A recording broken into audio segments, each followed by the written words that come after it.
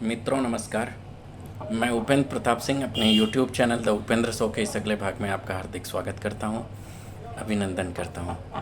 मित्रों, आपको बताते चलूं कि बहराइच में नियमित हो रहे भेड़ियों के हमले के बारे में मैं चर्चा करना चाहता हूं।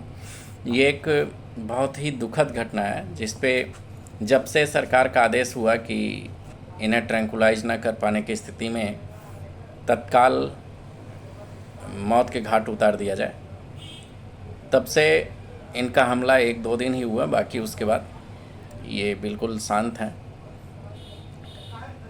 मित्रों, महसी तहसील के घाघरा नदी के कछार में ये भेड़िए नाइट विजन कैमरे और थर्मल कैमरों में रोज़ रिकॉर्ड हो रहे हैं और वन विभाग भी इससे अवगत है। मित्रों, जब तक वन विभाग चौकस होता है, ग्रामीण चौकस होते हैं, तब तक उस परिस्थिति में वो धान के बड़े बड़े फसलों में, धान के उधर ज़्यादातर धान की बड़ी फसलें होती हैं और गन्ने के खेत में वो आसानी से छुप जाते हैं और फिर वन विभाग और अन्य ग्रामीणों को की आँख से वो दूर हो जाते हैं। मित्रों, शाम होते ही पूरे गांव के गांव सुन्न हो जाते हैं। उसमें कंडीशन ये आती है कि माताएं अपने नौनिहालों को अपने कलेजे से अलग नहीं करना चाहती। वो, मुझे लगता है, जो 100 गांव लगभग प्रभावित हैं, प्रत्येक गांव की मैं बात कर रहा हूं, उन गांवों में कंडीशन ये है, शाम होते ही खाना बन गया और सभी माताएं जो भी हैं वो अपने बच्चों को लेकर के अपने साथ ही सो रही हैं। और जिनके घरों में दरवाजे नहीं हैं या मतलब पक्के मकान नहीं हैं, उनको पंचायत भवन या अन्य सरकारी जो भी जगह हैं वहाँ शिफ्ट कर दिया गया है, वहाँ लोग रह रहे हैं। मित्रों, डर इतना ज़्यादा है कि लोग रात में बाहर निकलने के बारे में भी सोच रहे हैं कि कैसे निकला जाए। मित्रों, कुलेला एक गांव है बहराइच में, वहाँ कुछ न्यूज़ रिपोर्टर और गांव वाले जाग करके सबको सचेत कर रहे हैं। वहाँ कुछ लोग अभी भी लापरवाह ऐसे लोग हैं जो रात में चारपाई बाहर निकाल करके अपने बच्चों के साथ सोते हुए पाए गए।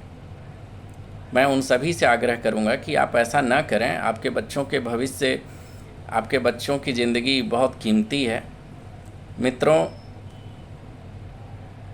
गांव के सभी लोग और 200 से अधिक टीमें, 200 से अधिक सदस्य टीमों में वन विभाग और पुलिस के नाइट विज़न, जगह जगह कैमरे, साथ ही साथ थर्मल कैमरे, ट्रैंकुलाइज गन, वो जिप्सी जिससे मॉनिटरिंग की जाती है, गाड़ियाँ हाईटेक, सब कुछ लगे हुए हैं। लेकिन भेड़िया पकड़ से दूर, और देखने को वो डेली का डेली मिलेगा देखने को। मित्रों, यूँ तो खेत से जंगल तक सर्च ऑपरेशन चल रहा है, डेली का डेली सर्च ऑपरेशन चल रहा है। बहराइच के सिकंदरपुर में भेड़ियों की एक मांद मिली है।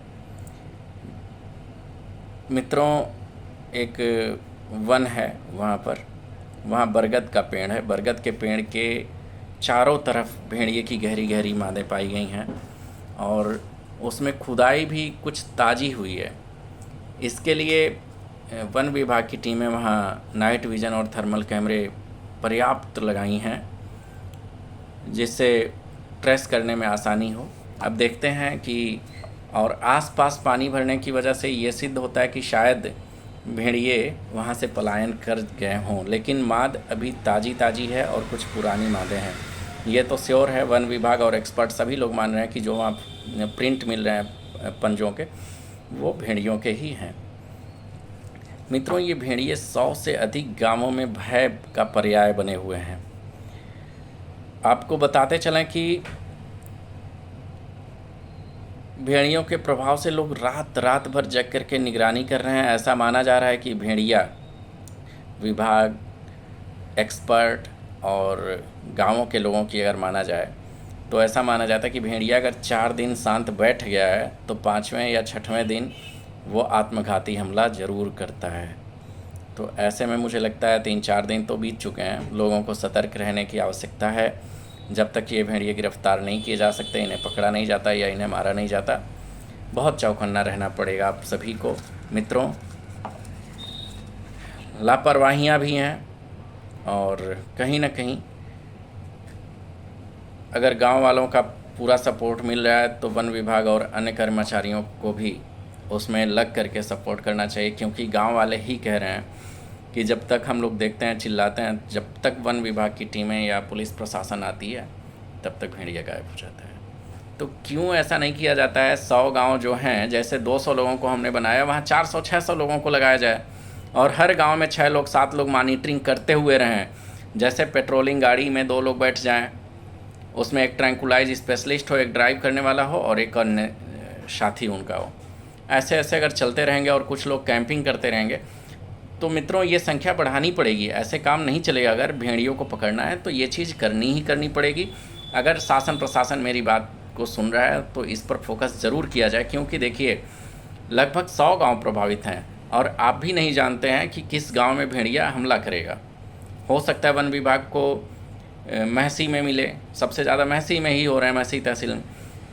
फिर कुछ गांव कुलैला में भी हमले हुए हैं, तमाम गांव। तो मैं ये कहना चाहता हूँ कि हर गांव में क्यों ना 5-6 लोगों को बना दिया जाए कैंपिंग करने के लिए और गाड़ी दे दी जाए, जिससे वो पेट्रोलिंग हमेशा कंटिन्यू करते रहें, रात में तो ख़ास तौर से। और उसमें एक ड्राइवर, एक लोग सपोर्टर और एक ट्रैंकुलाइज स्पेशलिस्ट करके देखने की ज़रूरत है मित्रों, होगा क्या नहीं।